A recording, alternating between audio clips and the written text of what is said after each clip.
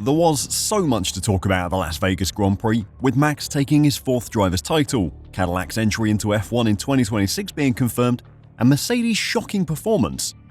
One story that got hidden behind all of that was the Ferrari trouble, which led to Charles Leclerc's radio meltdown at the end of the race. Carlos Sainz is leaving the team at the end of the season, but how he's behaving at the moment tells us a lot about how the team are going to handle things when Hamilton arrives. Things could get messy at Ferrari in 2025, and today I'll tell you why, so don't go anywhere. Ferrari's Las Vegas Grand Prix went as well as they could have hoped. With the Constructors' Championship still on the line, the Scuderia's main aim was to outscore McLaren. They did that comfortably, with Carlos Sainz's third place and Charles Leclerc's fourth place, bringing them 27 points, 12 more than McLaren's 15. With just 2 races left this season, Ferrari needed to find 24 points more than McLaren to win this season's Constructors' Championship and claim a first title since 2008. Ferrari can't win the Constructors' title in Qatar, but as long as they don't lose 20 or more points to McLaren, they can take their challenge to the final race of the season. They are by far the informed team as well. Over the past 4 race weekends, they've taken 143 points, 47 more than the next highest scorers Mercedes. They've taken 51 more than McLaren in that time. Considering the result in Las Vegas and what it means for the Constructors' Championship, you would have thought the Ferrari drivers would be pretty happy with how the race went, but that couldn't be further from the truth. Charles Leclerc explained after the race, "It's going to be a fight until the very end. I think McLaren is going to be very strong in Qatar, so we've got to have a good weekend. I'll be surprised if we recover points from them. We've got to, but I expect it to be tricky." McLaren have been masters of high-temperature circuits this season due to how gentle they are on their tyres.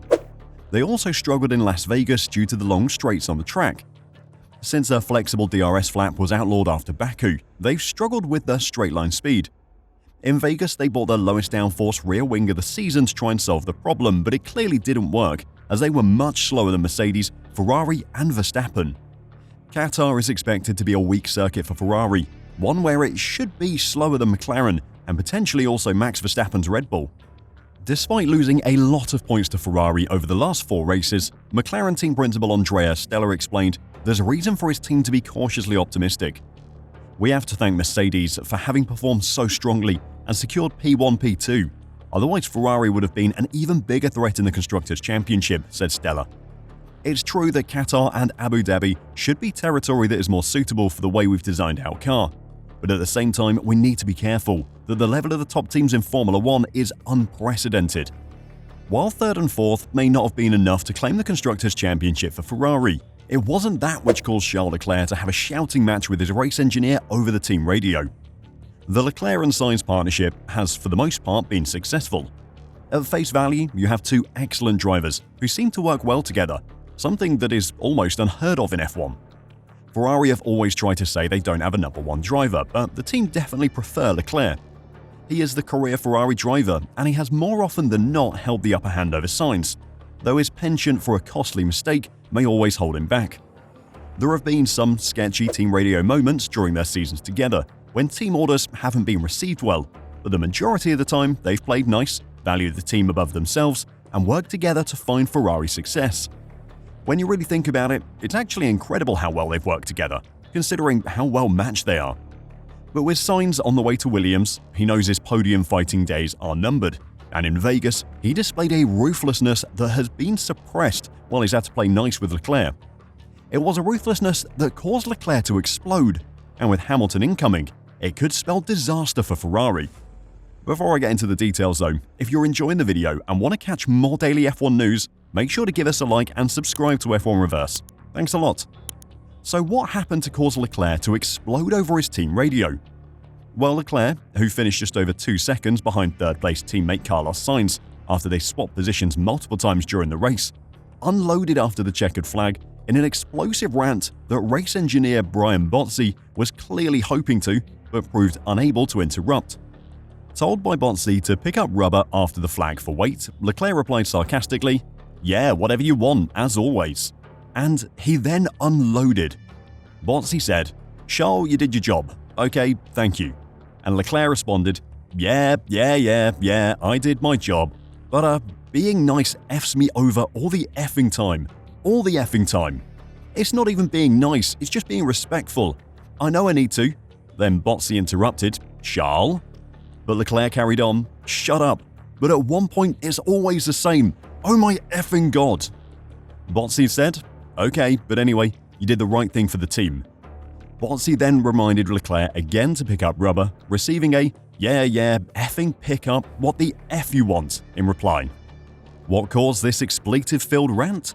Well, Leclerc was fighting for the lead in the early stages of the Las Vegas Grand Prix, but took too much out of his tyres, so let Sainz through.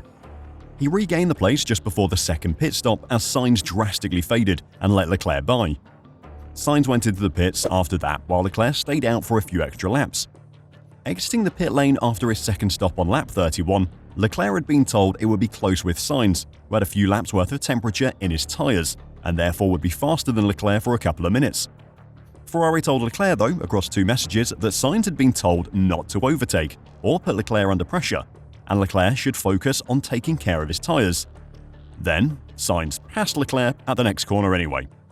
Sainz was never actually told to not pass Leclerc, though. He was just told to not put him under pressure. And, to be fair to Carlos, he didn't put Charles under any pressure. He breezed past Leclerc as if his teammate was a backmarker. Ferrari telling Leclerc that Sainz had been told not to pass him was a lie. Leclerc was clearly not happy about what had happened, suggesting that the team maybe try telling him in Spanish. Speaking after the race, Leclerc avoided talking about the incident. Clearly well media trained, the Ferrari driver found 100 different ways to say that they're gonna discuss it internally.